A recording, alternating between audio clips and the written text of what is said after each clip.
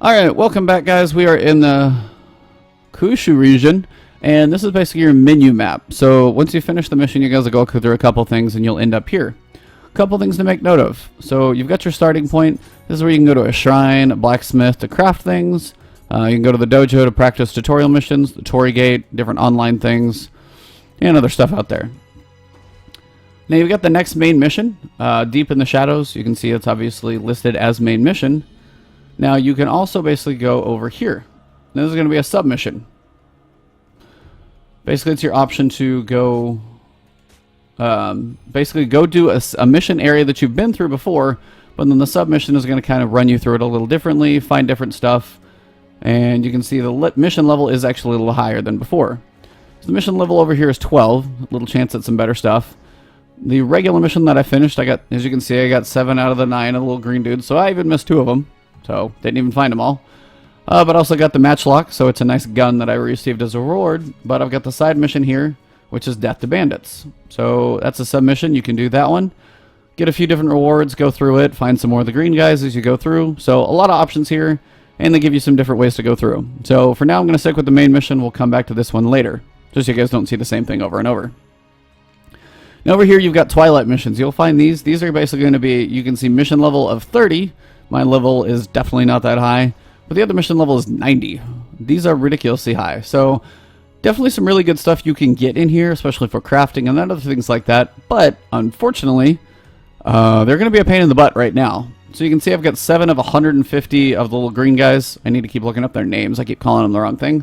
But 7 of 150 for the whole area. So this whole region, you're going to be finding those little green guys all the way throughout. And the more of them you have in the region, the more elixirs you're going to get from your shrine each time. So coming over here to the next main mission, this would be the one that you want to do, but there's a few things in your skills that you actually want to unlock, and they take basically going to the first ninja mission. So we're going to go to the dojo, basic action controls, applied action controls, but the way of the ninja, this is the new one. So this is tutorial. If you've gone through the tutorial, those are the same. But the way of the ninja is new, so we're going to go ahead and jump in and do this one.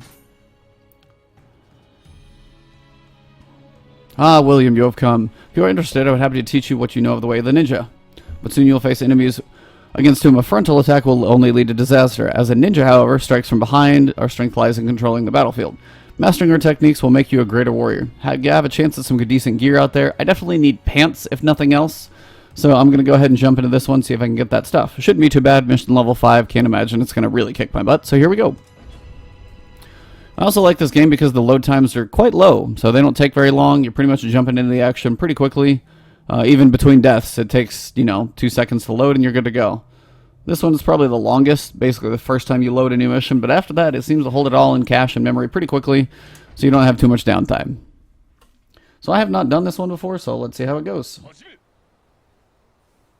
Begin. Fair enough. I have back to my little wooden sword here. Famed Ninja's Locks. What on earth is that? Locks of hair can be used to obtain various skill points. I see. So items, Ninja Locks. Go ahead and use that one. So you can see basically it's used to obtain 5 ninja skill points. Done. Alright, so now I got the Ninja Locks. Use skill points to learn different skills. Check. So I've got my sword. That's pretty standard for me. So go in here. Now he's only going to be dealing with ninja points. So that's the main piece to note. Not any of the samurai skill points. Ninja only. So this is your shuriken. Things like that I've already got. I've got these. The kunai, which are upgrades. And basically go through here. I can get, after throwing shuriken, pressing the assigned button throws another shuriken. Double tapping. Blinding shells, they explode when thrown, sending a cloud of particles in the air. Enemies affected by them will be unable to shoot or throw weapons. It kind of basically helps you take care of ranged enemies, or at least keep them at bay so you can run up on them. You've also got 4 makibishi. Scatter them on the ground to injure the feet of pursuers, basically slow them down. So it's kind of a trap. If you get to run, you can kind of cover your tracks and get a little bonus as they run to you. Not much else that I can really do at this point, so I'm going to go ahead and get the Mekibishi. Sorry on the pronunciation, guys. Definitely not Japanese in any sort, so probably butchering that. But 1 point there. Not too shabby. And the Shrieking Shooter. I can get that. Can't really get much else at this point. So, not too much else there. Learning skills. So, you can ready ninjutsu and onimitsu magic at the shrine. See, all the little dudes are chilling on there. Eventually that place is just going to get overloaded, which will be hilarious. So, ready the jutsu. So I can ready a Shuriken, 2 shortcuts. So those have all been readied, basically. Magic, I can't really get anything there yet, but now I can set them as shortcuts. So I'm going to set my Shuriken always as shortcuts on my second page, just so I have the option. And here we go. May proceed to the next tutorial. Well, let's see what happens out here. Where'd it go? Oh, hey guys, what is up? So I've got Shuriken. I can throw those. I don't even have a sword. This is kind of crazy. Well, I'm going to throw some of these down. Slow them down a little bit. Yep, they take a few shots. Make sure you keep dodging. Gonna try my little balls here. Now this guy, that dude is slowed down. A little stunned at range as well. See if I can punch. Oh, come on, let me punch him. There, actually knocked him down. Punched him while he's on the ground. I swear his head just popped off. Or his leg. It's a bit extreme. Throw another Shuriken at him. Just getting slapped in the face here. But I want to slow him down if I can. Let him come at me. Basically going to get tagged. If I tag him at all, he's going to basically fall down. And punch him in the face. Here we go. Mission complete. That is enough. Basically it just teaches you how to use skills. So go forward and head on back. Pretty short and sweet. They just want to give you the idea that the skills are out there. They want you to know the ninja moves are there. They're definitely a piece of the game you don't want to skip. I know at some point in my first playthrough I was like, I have way too many skill points. So I wanted to start over, get a fresh playthrough kind of with everything being used consistently. And we head back to the main menu and we'll get towards the next mission. But I wanted to show you guys that one just so you don't forget it. And also so you guys know it's there. So, got a couple things. Locks. And I got a couple pieces of gear. That's always nice. Quick way to unlock, and then you can go to the shrine. Now the shrine, you can change your guardian spirit if you actually have one. I still have my firewolf, which is just cool. I like him. The code my blessing. So now that I've got more of these guys, you can see I have 2 of them on this one. 2 here, and 1 here. So the number of guys, little Kodama, sorry. I'm going to remember, Kodama. Give me a hard time for the videos up until here, but every one of the Kodama you find with that certain hat type, they're going to be giving you bonuses towards each thing. So the Amrita, now I get a 10% bonus on anything I do. Helps me level up faster. Armor drops 2% more. Elixirs drop 10% more. I'm going to leave it there, honestly, because getting elixirs frequently, it's a good thing. The boss fights, you can use them. So that 10% drop rate is good. If you want to feel like you want to level up faster, this is a good way so you can get some more stat boost and things like that.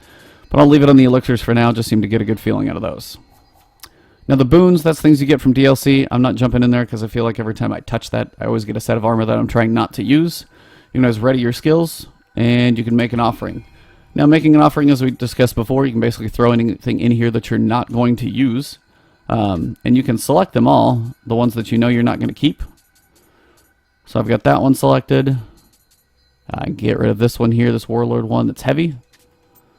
Get rid of this one. So that Shinobu apparel, that's actually going to be really helpful. I'm actually kind of happy I found that. The pants, that's probably going to be one of the biggest things I needed. So at this point, I can basically offer everything that I had. 3 commons, get a little bit out of it. And I found a new item. I got some arrows. Special arrow with the power to exorcise evil. Very effective against yokai. You can even dispel yokai entrances to the yokai realm. Did not know that, actually. So the Hamaya arrow, if you have any of these equipped, you can use those to actually potentially shut down those little realms from even opening up. And I got a bonus elixir as well. But I'm going to go ahead and... Nope. Don't equip that. I want to actually equip that. So Blacksmith is the other piece. That's one thing I want to show you guys. So what you can do is you can buy and sell. You can forge. You can refashion. And you basically take things apart so you can get stuff from it. So we'll start with buying and selling. I've got some money here. Selling, I can sell stuff, see what it's worth. I've got 7,000 gold, so before I go jumping in and selling a bunch of stuff. My axe is better than my hammer, though, so I'm probably going to get rid of that. That one I can probably get rid of. Now, these are different levels, so the uncommon, the rare, and I would say legendary for purple are going to be ones that when you break them down, you get different level of things back, so you can use those for crafting. So we can check buying, see if anything is worthwhile. Longbow, pretty basic stuff, 86 attack, nothing too crazy. In most of these games, you're not likely to be able to buy something that's like ridiculously good, usually how the games go. If it is, you know, it's just probably RNG if it's sitting out there. But things like, well, Book of Reincarnation, yeah, probably not going to do that one. But anti-paralytic needles, antidotes for poison, arrows if you need them, ammo if you're out. Never a bad thing to always kind of stock up on that stuff a little bit. Make sure you're kind of good to go. Make sure I'm at my max. Rifle ammo, can't carry anymore, so I'm pretty good at this point. So forging is the next piece. You can forge weapons. Now, as you can see, there's a range, and also depending on what you put into it, basically the better chance. Now right now my rarity of forged items is 56% common, 30% uncommon, 9 rare, and then 5% legendary. And it's just random luck, honestly. So, but you also need to have the materials over on the right hand side to be able to craft any of this stuff, and I got squat at this point. So not much that I can craft, but it is in here so you guys know it. Armor as well. If there's anything you can craft, it'll actually be white, but that first intro mission isn't going to get you guys much. Tools are amulets. Now, these are going to be able to allow you to imbue your weapon with a certain type of damage. I don't know how long it lasts, but I have demon's horns that I got, so I can basically get 1 out of 2 of each of these. So, I don't know, probably going to have a decent amount of demon horns. I could probably go back and play the mission. I'm going to go with 1 fire and 1 water, just to have the counter of both. Why not? So I got a fire amulet. Send to storehouse, set a shortcut. Why not? And I'll go with water as well, forge 1 of those. So I'm using up demon horns. Probably shouldn't be. I'm sure there's something I should be saving those for. But for the time being, just going to use it. I always go through these games and save way too much stuff and never use it, so I may as well. I want to know more. Special friends, buybacks, forging, familiarity, soul matching. So, what can you do with soul matching? So we'll go back. I wanted to show you guys this. So you can soul match a weapon. So what have I got? So I got my sword that I like. That one's 122. They're both pretty good, actually. That one's level 8. That one's level 9. That new gun I got is actually really good. So let's take my gun. Basically, it's only going to be ranged things that you can put into it. If I'm going to put, say, my sword into it that I like, damage bonus, less armor. So if you throw that one on there, put damage to revenants. So that'd be a good thing for revenants. High attack key reduction, break, low attack break, skill, all those things. So whichever one you want to throw on there, but I want to use the axe. I know that one I'm going to keep. So let's take another piece of equipment and see what I can do with it. It's got to be of decent level, but it doesn't have to be crazy, because this one's not as good as the others. So I'm going to go ahead and take this one, or even just this yellow one here that I know is not amazing. So what you can do is basically take this one, and it will take it from level 8, and finish form level 8. It's not going to do a lot, but it's going to at least use it up a little bit. Even if you soul match, the functionality of this equipment will not change. Sure. Now, if I put this one up here, it will take it to level 9. So if I want to use one of my swords, one of the 2, attack amount is the same. I've already used this one. I'm familiar with it. I can use this one, and basically make it a level 9 weapon. Kick it up a notch from 160 to 164. So, make it a little better. Contains an element as the uncommon or better if you soul match. That's fine. Now the other piece you could do is break this thing down for materials, which you could use for crafting. But for now, I'm just going to kick this axe up a notch just because you're going to find plenty of stuff, so you may as well. That's fine. So that thing is finished now. And armor. Let's check that one as well. So I've got my new equipment, my level 11 stuff. So now you can pick a piece of gear. Let's say I want to use that pirate armor that I got down here. So I can actually make that one level 11. Sadly, it's not going to be better. Doesn't change the stats, doesn't change anything. You have to get something above to actually infuse it higher. So that's the thing. If you find something, usually it's going to be more helpful on weapons, or if you're going for a type of weight armor. Say I want to stay light, but I want to boost up the armor for, say, you know, this little pirate armor. Well, I can boost this one up. So if I switch these... Now let me put something else in here for a second. There. So let's say I put this one in here, and then I put this thing, this little 11 in here. It's going to turn that thing into a level 11, and you can tell life and luck. The life actually went up by 2. Toughness stayed the same. Amrita's about the same. Not much change, but I did get 2. My damage multiplier has gone up from 4 to 13, but it keeps my weight low as well. So that's your options on how you guys can play this. I just wanted to show you guys a little bit in crafting and the menu and all this stuff that you can do. So there's a lot in here. You can reassemble, you can disassemble for parts and things like that. Inventory gate is for online stuff, so I'm not going to get into that right now.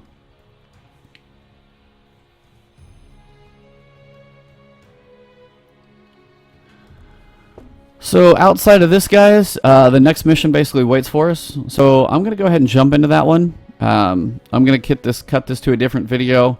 I'll make this one a really tiny one in between, or I may slap it on the end of, say, the boss fight, something like that if you guys want to watch it.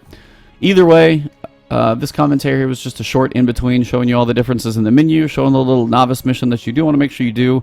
Unlocks a lot of skills that you can start putting some points into. So outside of that, we're going to start the next mission, Deep in the Shadows, so I will see you guys on the other side.